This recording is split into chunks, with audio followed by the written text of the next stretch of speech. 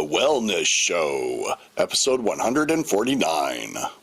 Welcome to The Wellness Show, a podcast on health and wealth. I'm your host, Tyson Bannigan, the founder of the Extraordinary Healing Arts Academy.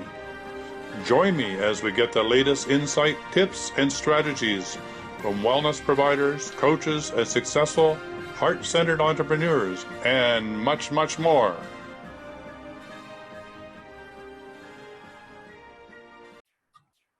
So, welcome to the Wellness Show, and today we're going to talk about food. And the topic is dear to my heart. We all like to eat, no doubt about that. But what about growing your own food? That's an adventure in itself. We have a lady who thinks that is the be-all and end-all. In fact, it's really the way to change the world is to grow your own food. So, welcome to the show, Linda Borghi. It's great to have you here. We had a little bit of a preamble, and we found that we were on the same page in many ways, but we'd rather all be in the garden, right? I think so. Yeah, I think so. Thank you so much for having me. Oh, it's great to have you. So you're just one seed away. That's the topic. Everyone, every single person is just one seed away. All right, you're going to have to explain that. Well, they're just one seed away from a cucumber. Oh, that's right. Or from a tomato, or from kale, or from arugula, from all the food, from squash, from a strawberry. Just one seed away. Each and every one of us is just one seed away. I like That's very exciting, right? Yeah, that's exciting. I was thinking the other way, where, we're one seed away from not being able to eat too. It's those seeds. If we don't know how to take care of our seeds, then we're in trouble. So we're one seed away from either plenty or poverty. Well, we are on the cusp of that, and it's really been trials and tribulations, to say the least. I mean, we can look at a documentary called Seed: The Untold Story that was just launched not too long ago. And, I did a podcast and I reviewed that movie. In 1 century, we lost 92% of our seed varieties. That is really way out of line. Yep. 92% of our varieties are gone. They'll never be able to come back.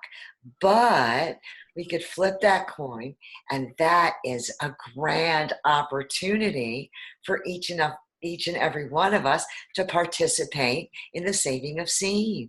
Yeah? Absolutely. I like the good news story much better than the depressing story. And I agree with you. It's good to know both. It's good to know, it's not really shock therapy because it really is the statistics.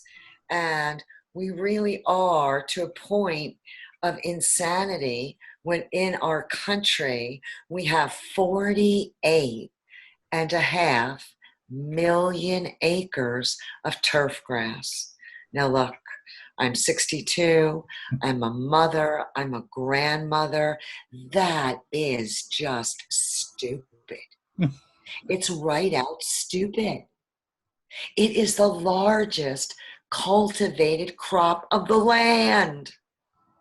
I taught in 5 African nations on the internet, teaching them they know how to grow food, teaching them how to grow food and make money. That's what I was teaching them. And in Australia as well. But in our country, we've gotten to a point that we've given up all our responsibilities, like our food. The stupid market is responsible for our food. And if I go to the stupid market here in Beaufort, South Carolina, conventionally, I will only be able to purchase onions that came from Peru. That's another continent. No matter how they got here, via boat, via plane, it's taken fuel. Now, instead, for, $10, I planted, 125 red onions. And it took me 33 minutes. Whoa, baby. So let's put it on the scale. Peru, kitchen door. And, I like to make light of it, but it is a serious situation. It's a Russian roulette when you go to purchase food in the supermarket. It really is a Russian roulette. And why is that? I mean, I think I know why, but tell us why. Well, it's because things are not growing naturally. We're not growing our food naturally. We're growing it engineered genetically. So that means the genes are being altered. And that's not naturally. So what's happening? We're eating this food and it's really not doing good. The body just doesn't know how to associate with it because it doesn't come from like the ground, like the earth beneath your feet. And we are seeing situations that are so out of control with all of these digestive problems, irritated bowel syndrome, and people are taking all this kind of medication, but it's all genetically engineered in the food that we're consuming. So we need to have the knowledge to know what to eat and what not to eat if we want to feel like a well-oiled machine. And that's how I feel. I mean, I'm 62, but I feel like a 1955 Ford tractor, the kind that never stopped running, with a real simple engine, But I eat food that is grown biodynamically because I am a farmer that practices biodynamics in my agriculture. Yeah, that's pretty amazing stuff, biodynamics. Steiner was way ahead of his time, and it's great when we start to catch up to that and understand that these sprays that he uses really it's almost like putting magic on your field. It's really, really amazing, the results that you get. So tell us a bit about that. It is very, very magical and very amazing. And because I've always dealt on both sides of the coin when it came to agriculture, or really my life in general, there's always the physical aspects, and then there was always the cosmic and esoteric aspects. So through looking for what method I wanted to use when I began my farming career, it was biodynamics that drew me because it was the only practice that incorporated the cosmic realm. And that was really very fascinating to me. And yes, Dr. Rudolf Steiner was one of the great thinkers of our time. And in 1924, he was asked by a group of Austrian farmers, what of agriculture, Dr. Steiner? They wanted him to speak in the realm of agriculture because already in 1924, they were already concerned with the nutritive value of the food that they were producing and the germination of the seed. They were already concerned with those two factors way back in 1924. So out of that questioning came what is called the agriculture course. It's a series of lectures that Dr. Steiner gave in reference to agriculture. Now, I am going to be perfectly honest with you. I am the oldest of 8 in a family of famous fine art dealers. And yes, we come from Italy, we come from Milano, and we come from Venice. I am the only farmer. No one taught me anything about farming. So this is a practice that I learned right off the bat, straight out of the gate. And I knew from studying it that it was right for me. And what did that do? That landed me in a position of the very first intern at the Pfeiffer Center Garden in Chestnut Ridge, New York. And that is where biodynamics entered the country. And that's where I learned biodynamics. You couldn't have chose a better place if you tried. No, and it was really pretty incredible experience because I was really green, really completely green. My mentor, my teacher was Günther Hauck, and it was a junkyard. That's what that field was, where the Pfeiffer Center Garden is now. It was a literal junkyard. I mean, we were pulling metal out of mounds, you know, and he's telling me that in 1 year that this was going to be like a Garden of Eden. And I'm saying to myself, all right, buddy, but I don't know what you're thinking, but I'll go along with it. And sure enough, it was the most incredible experience of my lifetime. And from that moment is when I was determined that the country needed to be sprayed. The entire country that we live on right now needs to be sprayed biodynamically, because boy, the food that is grown when it's grown biodynamically, it's just really charged. You don't have to eat the same amount to be satiated, because it has a life force in it, like different than any other food substance that I've ever consumed. And therefore it makes us, vibrate on that same level as well. So it's really and it's very simple. And that is the purpose of my existence with Farm a Yard, because that is the movement that I have created, because I want everyone to farm their yard. And I understand that, like myself, I wasn't given the skill sets necessary to do that successfully right from the get-go. And if I was a type of person that would get discouraged easily, I would have been discouraged probably at 150, 200 times from big boo-boos, that I made.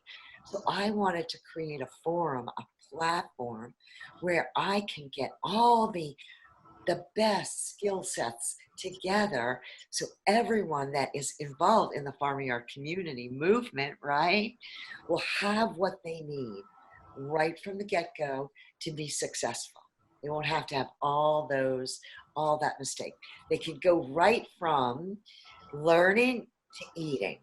And that's what we want. We want to go from the seed to the belly, because that's really where it counts, in the belly-o. Sounds like you're creating a legacy garden. It sounds like you're bringing the best of the past and the wisdom of the ancient ones who have done this, into the present technology, and combining that with Steiner to create a way for people to be able to do it in their backyards or on their own land quicker and faster than was ever been done before, by bringing all that information together. That's an ambitious project. I feel that way, but it's interesting, because when I saw what happened in that junkyard, it planted a seed very deep inside of my soul. And I knew that I had to be an integral part of, getting on stage and yelling out from the rafters that this is the way we need to do things. I'm going to give you an example. Here's an example about a biodynamic preparation called valerian. Now, valerian is a preparation that's used if I had an orchard. Let's say I had an orchard and it was in full bloom, and I know I'm going to get a hard frost tonight. And I know tomorrow night's going to be a hard frost, and the next night's going to be a hard frost. So with a hard frost, other than starting burning burn barrels, you know what I'm trying to say, Yeah. which really isn't, it doesn't work really well. Yeah. What you could do is you could spray the biodynamic preparation valerian. What you do is you spray it during the day, in the heat of the day. So the highest point of the temperature during the day, you would spray this valerian on anything you do not want to be harmed by a hard frost. And what happens is it holds that temperature through the night. And do you know how much it costs? A whopping $3.25 per acre. Now, why shouldn't every single orchard be aware valerian. It's only because it's not out there on the way in the airwaves, that's all. And that's why I felt very strongly that a movement had to be formed. Although I do tell people my brain is not hardwired correctly. So 10 years ago, 10 years ago, I was determined. I said, I'm going to spray the country. I'm going to spray the whole darn country. So I bought myself an orchard tractor, a John Deere 5-foot orchard tractor. She was powerful, 72 horsepower, right? I bought myself a 100-gallon sprayer, mist sprayer, because that's the best way Yeah. to spray the biodynamic corporations. And I bought a 100-gallon vortex brewer. Now, I did have the tractor painted purple because I really didn't like that green and yellow combination of the John Deere. But in my mind, I was now going to spray the country. And then it dawned on me. It dawned on me. Linda, you don't have to spray the country. Everybody has to spray their little part of the country. So that's what we need to do. We just need to get together and spray. And I've been connected so miraculously with two beautiful, beautiful millenniums. Evan Folds, oh, God bless his soul. I call him my soil doctor. He is a co-founder of Farmer Yard, and he has brought biodynamics mainstream with compost tea in a box. Oh, baby. Yeah. And it's the biodynamic compost and a whole bunch of wonderful, lovely kelp. It's just really mainstream biodynamics. And I'm going to suggest and recommend that you have Evan on for one of your podcasts. He's just such an interesting human being. I think he majored in marine biology and theology, and came out of college and went into biodynamic farming. Wow, what a Very combination. interesting.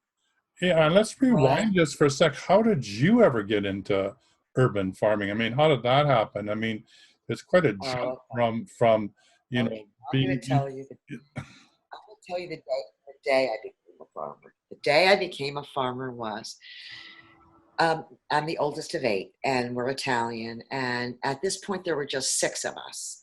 And my father decided he was going to move us from New Jersey, right 5 miles from the George Washington Bridge, to outside of Rome in Lido,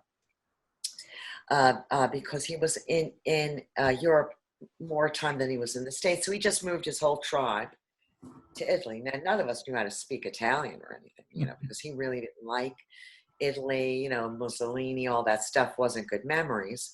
So whatever. So there we were, 6 of us outside of Rome living there. And he took myself and my brother, Mark, the 2 oldest. He had to go north to visit an artist. And he dropped us off at my little grandmother's house in the countryside of Venice. Now, the Venetian dialect, if you're Italian, you don't understand the Venetian dialect. That's what they say. But he drops us off there for the weekend, right? And I was 7 and my brother's 6. We're 13 months apart. For whatever reason, I understood every word this woman said. And she said to me, "Are you hungry?" I said, "Yes." She said, "We'll go out there and catch a chicken." I said, "Okay." And now look, I was 7. So I felt like I was running after chickens for 3 hours. It could have been 15 minutes. She comes out of this doorway, and she was a short woman. And I could tell she was a little aggravated because I was empty-handed. She did not even look down. She had a chicken. She took that chicken. She pulled that chicken. Now she was a goddess. To me, now she was a goddess. I followed her around like a shadow. We plucked it. We did it. I sat down to a bowl of chicken soup that I still can remember that to this day. And in my mind, I said to myself, when I grow up, Nona, I'm going to be a farmer just like you. Now, my brother Mark, I love him. We're 13 months apart. He's a fine art dealer in West Palm Beach, New York, right? He cried for 3 days and didn't eat a thing. So Well, we both had completely different experience. So that's when I became a farmer. Where I come from a background of business, though. My background is really business. In my history, her story, I have been a controller of a public utility, Block Island Power. I managed 26 Costco wholesale locations in 6 states for their cut flower business. I've spoken at the United Nations and in all these different locations, dreaming about farming. Everywhere that I lived, my first home in Bogota, New Jersey, I was on a plot. We were on a plot with the house of 75 by 100, and then the house was in it, so it was a lot, a lot. But Burpee must have thought I owned a palatial mansion. I grew corn. I was a square foot gardening on the slope. It was really, so everywhere I've been, I've always had food growing outside of my door. And so when my kids got big and I didn't even have any shells left in my nest, I decided to move to the country to farm, because that's what we're taught. If we want to farm, we have to move to the country, and that's a fallacy. I should have stayed where I was and just farm. Backyard. Yeah. I moved to the country, and I moved, not the country, but upstate New York, the Hudson Valley of New York State, and I began farming. And in 2007, I am very proud to say that I was nominated to get into a magazine, Who's Who in Orange County. That was my second year of farming. Who's Who in Orange County, and you have to be nominated to get into that. It's only once a year. And I was nominated in the category of manure. Now, I got to tell you, I don't think there was any runners up in that category. But I love poop. I love worm poop. I love bat poop. I love lactating cow poop. I love compost. Now, I will never marry again, but if compost was available, I would be right the first one in line. I love to watch those processes, even with biodynamics, the agriculture. There's Evan and another millennium, Stuart Lundy, Perennial Roots Farm. That is another young man that you'll need to interview. He's in Virginia. He has an atmosphere for an organizer. They've got it. They understand it. And they're in their 30s. Now, I'm 62. I've been at this for 30 years, so it's so refreshing to see kiddos, coming on board that have really gotten very deep into these areas, Because, look, I don't know. I just want everyone listening to this today to understand that whoever is in control of the food is in control of the people. And we need to take that control back, and we need to put it back in our own hands, because it's empowering, because it's delicious, and because 48.5 million acres of turf grass is stupid. And we have to stop doing stupid things. We really have to start doing smart things. I think it must be about 20 some odd years ago. Now, there was a doctor from India, and he did his thesis in the city of Newark, growing food in abandoned lots, right? And this paper was for 3 years. I wish I could find this paper. I'm not going to wish. I'm going to know I'm going to find it, and then it's just going to pop up, because that's how things seem to work lately. So 3 years thesis. And what was the conclusion? Well, the first year, 800 tons of food came out of that city. Wow. And what happened? The drug dealers started to leave town, because when people start to grow food, the energy shifts. People are now outside, watering, talking, too much light. Right. too much light, and that's what food emanates. Pure, beautiful, healthy food that's grown in with a consciousness, with a love, with a compassion. You know, we are what we eat. And I don't want to tell you about, you know, a lot of food is grown with a lot of anguish.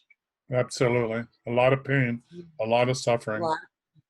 So if we grow it ourselves, and it's not so hard, it's really easy. Look, I'm still doing it. Yeah, you just need a little love, a little water, a little rain, a little bit of blessing. You know, if you're Anastasia, you spit on the seeds so they have your energy. You put them in the ground, and boom, you water them. So many, so many different things. But like I said, I've created a movement, and it's not about me. This movement is not about me. This movement is about us as a collaborative, cooperative. I have information, you have information, we all have information. We just need to join each other. And it can happen so quickly. I don't know if any of you are aware of the 100th monkey Yeah, those monkeys, they study, were much smarter than we gave them credit for. right? Those monkeys, that Yeah. 100th monkey. Yeah. Tell you, we've got the monkey by the tail. We're right there. We're right there on the verge of abundance and joy and connection to each other, because really, there's two things that connect one to another, and that is food and that is water. And I know in my heart of hearts, you know, some things you know, and some things you know, you know. And I know that I know if we all just stopped for a minute and focused on food and water, everyone, every day, we got the monkey.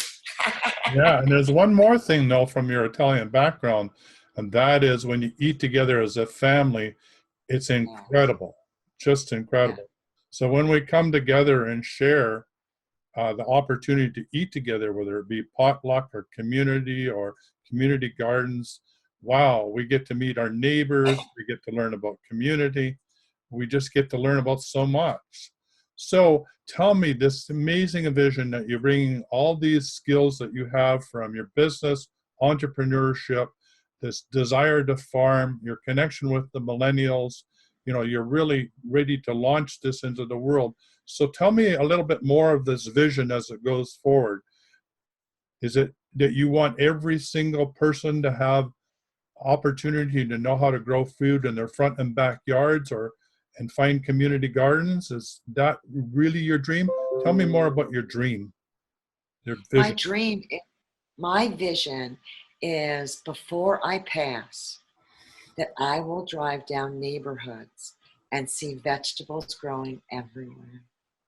That's my vision.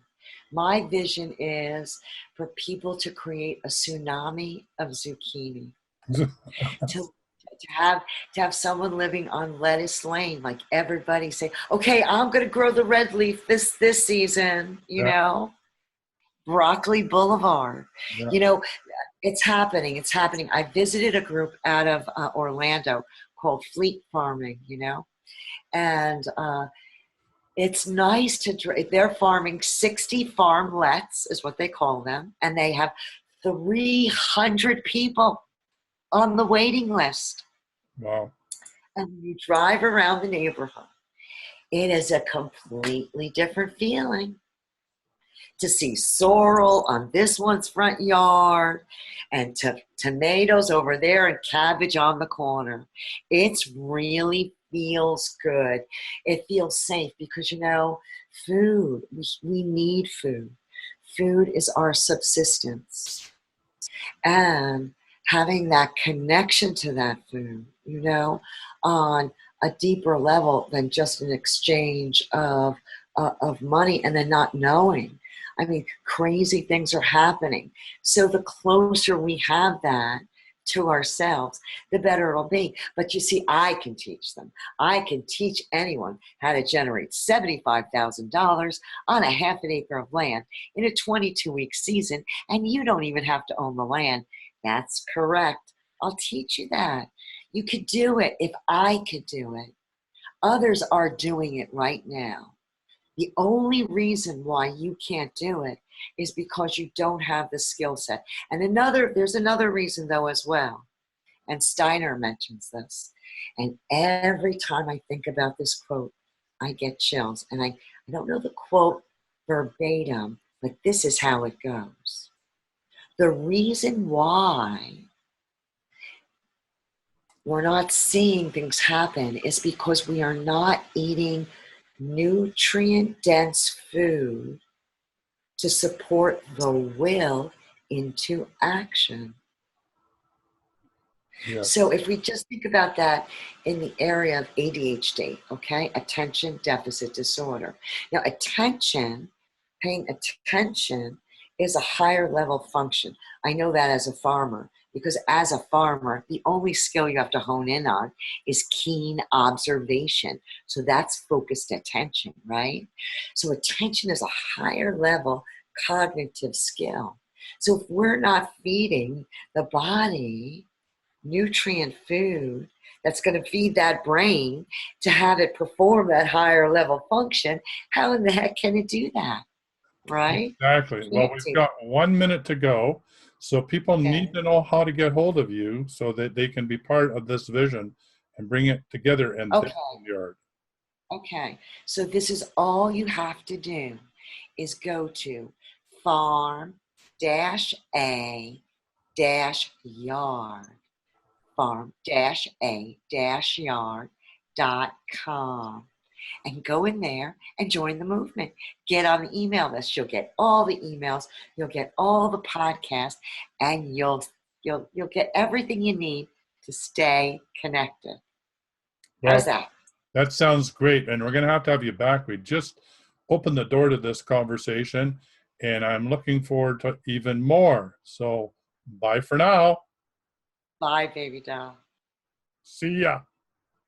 For quality online wellness products, courses, and services, visit our sponsors, thewellnessstore.ca and the Extraordinary Healing Arts Academy located at thewellnessacademy.ca. To stay in touch, visit us at thewellnessshow.ca. And until next time, be healthy, wealthy, and wise.